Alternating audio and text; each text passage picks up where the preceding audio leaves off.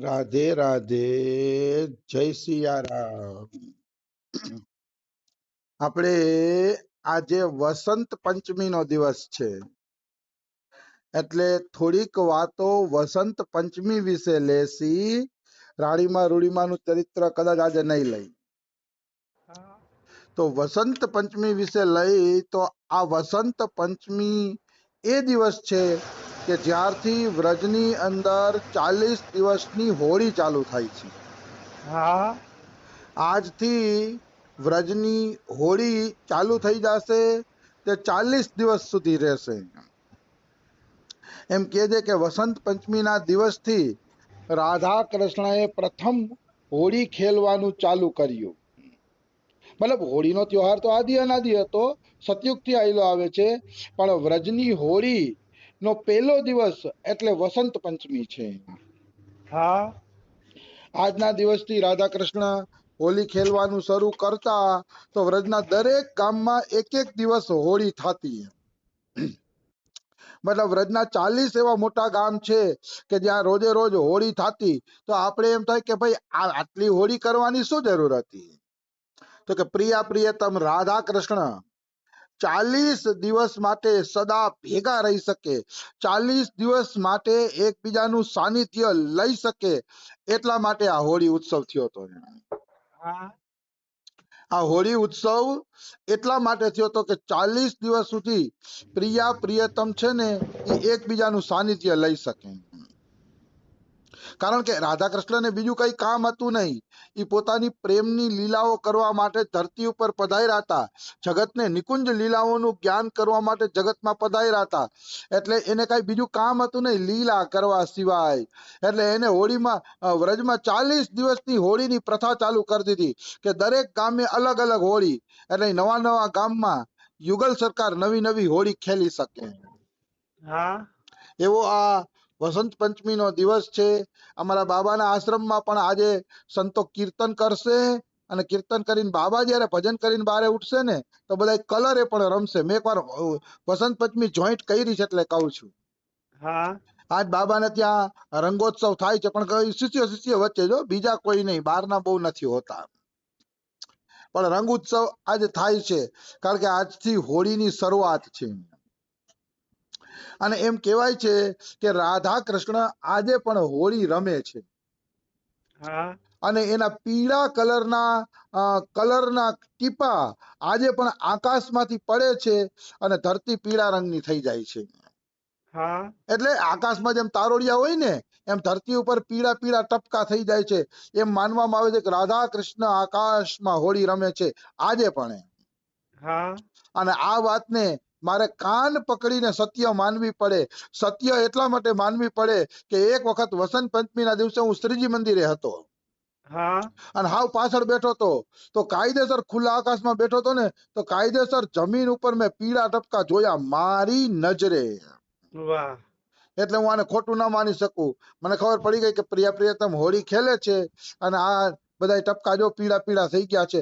આખા શ્રીજી મંદિરની જે લાદી છે એ લાદીમાં પીળા પીળા ટપકા મેં જોયા મારી નજરે. હું આશ્ચર્ય પામી ગયો. એટલે આ ચમત્કાર આજે પણ વ્રજમાં બને છે. આજ વસંત પંચમી છે તો અવશ્ય કોઈ જગ્યાએ આવો ચમત્કાર અનુભૂતિ રાધા રાણીએ કરાવી હશે કે એ પીળા ટપકા જમીન ઉપર આજે પણ થઈ જાય છે. એટલે કહેવાનો ભાવ છે કે હોળી ચિન્મય છે, હોળી લીલા દિવ્ય છે. ભલે આજે યુગલ સરકાર દેખાતા નથી, એની લીલા સંકેલી લીધી છે, પણ અદ્રશ્ય રૂપે આ ધામની અંદર આજે પણ પ્રિયતમની લીલા ચાલુ છે. અને એ આ લીલાઓનો આનંદ લઈ રહ્યા છે. વસંત પંચમી એવો ત્યોહાર છે. અને આજથી આ 1 તારીખથી 1 તિથિથી વસંત ઋતુ પણ ચાલુ થઈ જાય છે. અને વસંતને ઋતુઓનો રાજા કીધો છે. અમે ભણતા ત્યારે આવતું કે નિબંધ લખો ઋતુઓનો રાજા વસંત. આ વસંત ઋતુઓનો રાજા છે. કારણ કે આમાં હલકી હલકી ઠંડી હશે અને હલકી હલકી ગરમી પડશે હવે ધીરે ધીરે. અને ફૂલ બહુ ખીલે વસંત ઋતુમાં. વસંત ઋતુમાં નવી હરિયાળી આવે એટલે વસંતને ઋતુઓનો રાજા કીધો છે. જેમ રાજા આવે અને પ્રજા બધી આનંદથી નાચવા માંડે, એમાં વસંત ઋતુની અંદર પ્રકૃતિ આનંદથી ખીલી ઉઠે છે. એટલે જ વસંતને ઋતુઓનો રાજા કહેવામાં આવે છે. 2 મહિના વસંત રહે, ઋતુ 2 મહિના રહીએ, ચોમાસું, ઉનાળો, શિયાળો 4 મહિના રહીએ, અને જે 6 ઋતુ છે ગ્રીષ્મ, શિશિર, શરદ, વસંત, એ 2 મહિના રહીએ. એટલે 2 મહિના માને હોળી ફાગણ સુધી આ વસંત છે એ રહેશે. હા એટલે પણ વસંત પંચમી અતિ સુંદર ઋતુ છે કે જેમાં હલકી ઠંડી ગરમી પણ હોય છે અને પ્રકૃતિનું સૌંદર્ય પણ સારું હોય છે. એટલે યુગલ સરકારને વસંત પંચમી નો ત્યો આ ઉત્સવ આ બહુ જ ગમે છે. એટલે 40 દીની હોળી લીલા થાય એમ, આવી વસ્તુ છે. એટલે એ રીતે પણ આજનો દિવસ મહત્વનો છે. પછી હોળીની જ વાત આવી છે તો એક નાનકડો હોળીનો ભાવ તમને કહું. હા યુગલ સરકાર હોળીએ જ્યારે રમે છે ત્યારે એટલો કલર ઉડે છે ને કે ઈ કલર છે ને વેઢા વેઢા જેટલી જમીનમાં કલરનો થર લાગી જાય છે. હા આજે બરસાનામાં હું ઈ કલર જોઉં છું. અને એક બરસાનાની ખાસિયત છે કે બરસાનાની હોળી કેવલ કલર દ્વારા અને કોરા રંગ દ્વારા જ રમવામાં આવે છે. ગટર કે કીચડ કે એવાથી હોળી અહીંયા રમાતી નથી. આ 15 વર્ષનો મારો અનુભવ છે.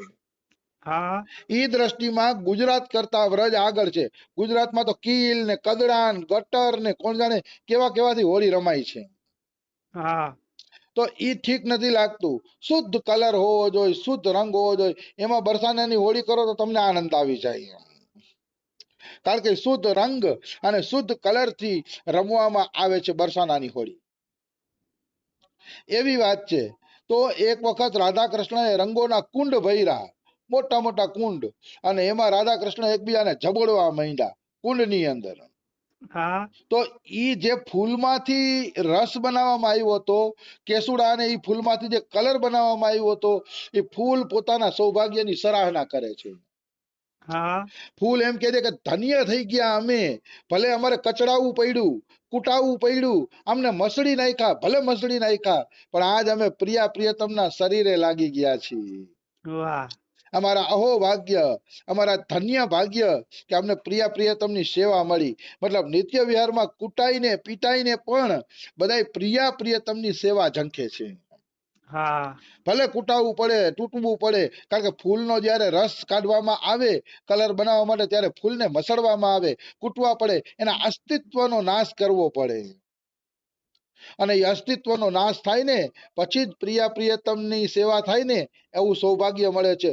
અસ્તિત્વના નાશ વગર કોઈને પ્રિયતમની સેવાનું સૌભાગ્ય મળતું નથી. કોઈ એમ કે હું પ્રિયાશરણ છું, હું પણ રાખે અને પ્રિયતમની સેવાની અપેક્ષા રાખે તો કદાપી સંભવ નથી. અસ્તિત્વનો નાશ કરવો પડે છે. અહંકાર નહીં ચાલે. હા એટલે ફૂલ પૂરી રીતે મસળાય છે, કૂટાય છે, અને પછી એનો રંગ બનાવવામાં આવે છે. તો એનું સૌભાગ્ય જુઓ કે પ્રિયતમના રોમે રોમમાં રંગવામાં સફળ થઈ જાય છે. એવડું એનું સૌભાગ્ય મળે છે. અને જ્યારે પ્રિયતમ રંગના કુંડામાં રમતા હોય ત્યારે એવું લાગે કે ફૂલોના બગીચામાં જાણે 2 કમળો લીલા કરી રહ્યા છે. એવું એક દિવ્ય અને સુંદર વાતાવરણ ઊભું થાય છે. પણ પછી શું થાય છે, જ્યારે ઈ રંગોત્સવની લીલા પૂરી થાય છે ત્યારે સખીઓ કહે છે કે હાલો પ્રિયતમ હવે તમે છે ને સ્નાન કરી લ્યો. હા તો રાધા કૃષ્ણ કે ચાલો હવે કાલે હોળી રમશી, આપણે તો 40 દી રમવું જ છે ને, સ્નાન કરી લઈએ. ત્યારે એ જે સ્નાન કરવા બેસે છે ને ત્યારે રાધા કૃષ્ણના શરીરમાં જે રંગ લાગેલો છે એ રંગ વિરહમાં તડપવા માંડે છે. હા એ વિરહમાં તડપવા માંડે છે કે હમણાં સખીઓ રાધા કૃષ્ણને સ્નાન કરાવશે અને અમે પ્રિયતમથી અલગ થઈ જાશી. એના રોમ રોમથી અલગ થઈ જાશી, એના શરીરથી અલગ થઈ જાશી, અને પછી અમે નાલીમાં એટલે ગટરમાં વયા જાશી. હા ઓ અમારું કેવું દુર્ભાગ્ય કે હવે અમે પ્રિયતમથી અલગ થઈ જવા રહ્યા છીએ. તો કલરને પણ વિરહ થાય છે. હા એટલે કલર એમ કે અરે નિષ્ઠુર સખીઓ, થોડુંક અમારું ધ્યાન તો રાખો, અમને શા માટે પ્રિયતમથી અલગ કરો છો? હા અમારાથી એવો શું અપરાધ થઈ ગયો, શું દુર્ભાગ્ય થઈ ગયું, શું એવી ભૂલ થઈ ગઈ કે તમે અમને રાધા કૃષ્ણથી અલગ કરો છો? હા નિત્ય વિહારની અંદર કોઈને ભગવાનથી અલગ થવું ગમતું નથી. એને કહેવાય નિત્ય વિહાર. હા નિત્ય વિહારમાં કોઈ વ્યક્તિ ભગવાનથી અલગ થવા માંગતો નથી, સતત સેવામાં લાગેલો રહેવા માંગે છે, અનવરત તેલ ધારાવત ઈ સેવામાં લાગેલો રહેવા માંગે છે. સેવાથી અમે કોઈ દી વિખૂટા ન પડીએ, હા એવી વાત છે. તો આ રીતે રંગને વિરહ થતો હતો. તો સખીઓ શું કે છે કે અરી ઓ રંગ સખી, અમે તને અલગ તો કરી રહ્યા છીએ, કારણ કે અલગ નહીં કરીએ તો કાલની લીલા થશે નહીં. કાલની લીલા નહીં થાય એટલે કાલની લીલા થાય એટલે અમે તમને અલગ કરી રહ્યા છીએ, પણ તમે ચિંતા ના કરો. એ કે અમે તમને અલગ કરશી, પછી નાલી દ્વારા તમને ફૂલોના બગીચામાં નાખી દેશી, પછી એ ફૂલોના વૃક્ષો તમારા પાણીને પી લેશે, અને તમે પાણી રૂપે એ વૃક્ષમાં વયા જાશો તો પાછા ફૂલ થઈને ખીલી જાશો.